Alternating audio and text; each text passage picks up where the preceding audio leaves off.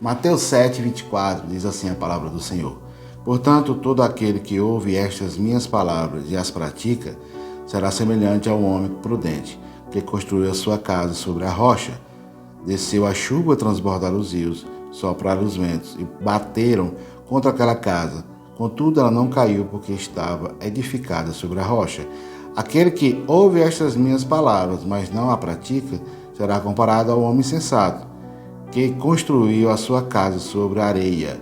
Desceu a chuva, transbordaram os rios, sopraram os ventos e bateram contra aquela casa, e ela caiu, e foi grande a sua queda. Irmãos, uma coisa é certa: o sol nasce para todos, a chuva cai sobre toda a humanidade. Mateus 5,45 fala assim: Ele faz que o sol brilhe sobre maus e bons, e faz chover sobre justos e injustos. Então, o Senhor, a graça comum, ele abrange toda a humanidade. Queira você seja um cristão, um temente a Deus ou não. O sol vai nascer para você, a chuva vai cair sobre a sua seara. Mas também a tribulação, as dificuldades, elas vão vir, tanto para o crente como para o descrente. João 16,33, a palavra de Deus diz que no mundo tereis aflições. Então, assim, o ser humano em geral, que seja um temente a Deus ou não, ele passará por tribulações, por adversidades. O que vai fazer a diferença é aonde a nossa base ela está firmada. A partir de onde eu projeto a minha família, a minha casa, os meus sonhos, a partir de qual instrução, a partir de qual princípio, a partir de qual fundamento. Quem é meu sustentador, meu protetor e quem me guia? Isso é que vai fazer diferença na vida do ser humano. Veja os dois fundamentos desse texto. No versículo 26 e 27, fala do que construiu a sua casa sobre a areia. Diz que sopraram os ventos, desceram os rios, vieram tempestades sobre aquela casa. E ela caiu, e foi grande a sua ruína. Por quê? O motivo estava porque ela estava edificada sobre a areia. Então, quando a gente passa a construir nossos projetos de vida, sonhos, a partir de uma instrução que não vem de Deus, simboliza-se que a casa nossa está sobre a areia. Esse capítulo 7 de Mateus, esse sermão inicia-se no capítulo 5. Jesus, no capítulo 5, 6 e 7, o Senhor dá várias instruções sobre toda a questão como a gente deve pautar, conduzir a nossa vida. E ele termina dizendo: aquele que escuta esses fundamentos e coloca em prática é um homem prudente. Aquele que escuta, mas não pratica, é um insensato. A casa irá ruir. Então, esse camarada aqui, ele edificou a casa sobre a areia. E o fim dele foi triste. Aí você pode me falar assim: mas pastor, eu conheço pessoas que não são cristãs, que não temem a Deus e são ricas, não tem falta de nada, tem casas boas, carro, emprego bom, ganha muito dinheiro, são empresários bem-sucedidos, viajam, a família é feliz, aparentemente feliz, parece que não tem doença. E como a casa dessa pessoa ela pode ter ruído? Porque esse texto aqui, ele inicia-se aqui, mas também existe a totalidade dele na eternidade. Enquanto ser humano, você pode viver desfrutando de todas as riquezas que o mundo dá. Mas se você não tiver uma base cristã, quando você partir dessa para a eternidade e for prestar conta com o Senhor, a sua casa vai ruir. Se você não entrou pela porta que é Cristo, você na hora do julgamento, você vai ser condenado eternamente. A sua casa ruiu. Não importa o que você viveu aqui, mas na eternidade você estará separado de Deus. Então, a casa ela vai ruir de qualquer maneira, aqui ou na eternidade. Então, o que vai dar a sustentação e qualidade de vida e vida eterna é se minha vida está pautada a partir da palavra do Senhor. Mas também a outra parte aqui do versículo 24 e 25 mostra o outro que edificou a sua casa sobre a rocha. Vieram todas as lutas que vieram para o ímpio. Mas o texto diz: e ela não caiu, porque os seus alicerces estavam sobre a rocha.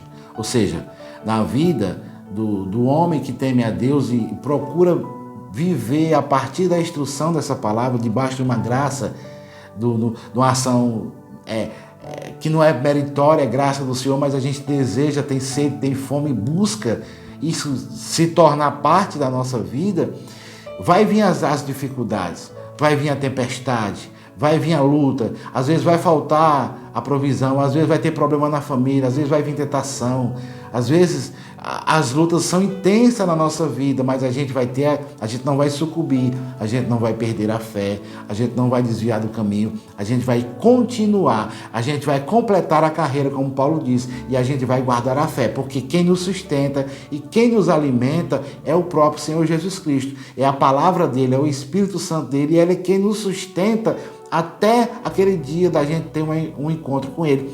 E o melhor, quando essa vida aqui terrena terminar, a gente receberá a salvação definitiva para viver uma eternidade com o Senhor, desfrutando de todas as bênçãos e de todas as promessas que Ele tem para aqueles que o amam e o aguardam à sua volta.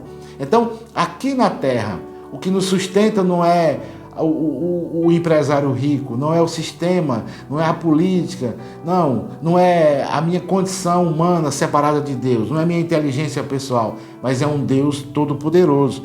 O Salmo 25, no verso 1, diz assim, os que confiam no Senhor são como um monte de Sião, que não se abala, mas permanece para sempre. Verso 2, como os montes em volta de Jerusalém, assim o Senhor está em volta do seu povo, desde agora e para sempre. Aqui fala de firmeza e aqui fala de proteção.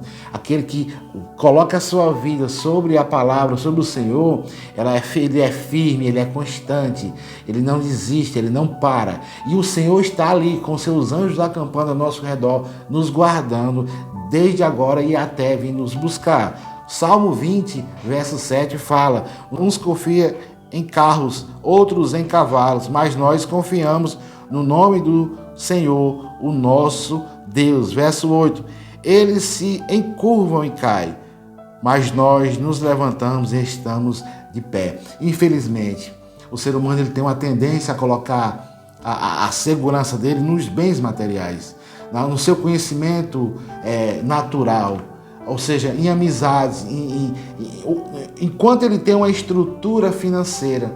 E o salmista está dizendo, não, eu não vou colocar não vou construir a minha casa, não vou ter minha referência, o meu sustento nisso. Ele diz assim, porque eles encurvam e caem, agora ou na eternidade, mas aqueles que confiam no Senhor, eles se levantam e permanecem de pé. Então o nosso Deus, ele é o que nos sustenta, ele é quem nos guarda. O Salmo 91, ele fala assim, aquele que habita no esconderijo do Altíssimo, à sombra do Onipotente, descansará. Direi do Senhor, ele é meu refúgio, a minha fortaleza, o meu Deus em quem confio. 1000 cairão ao teu lado, 10.000 à tua direita, mas tu não serás atingido. Verso 9, se fizeres do Senhor o teu refúgio, do Altíssimo a tua habitação.